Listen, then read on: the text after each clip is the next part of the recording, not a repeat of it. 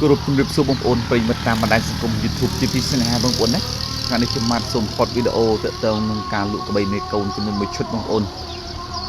សម្រាប់តម្លៃក្បីមេកូននេះគឺតម្លៃត្រឹមតែ2លាន450,000ទេបងប្អូនណា2លាន450,000បងប្អូនមានចំណាប់អារម្មណ៍ទាក់ទងការទិញយកទៅចិញ្ចឹមយកទៅប្រក់អីគឺបងប្អូនអាចទាក់ទងលេខទូរស័ព្ទរបស់ខ្ញុំបានបងប្អូនណា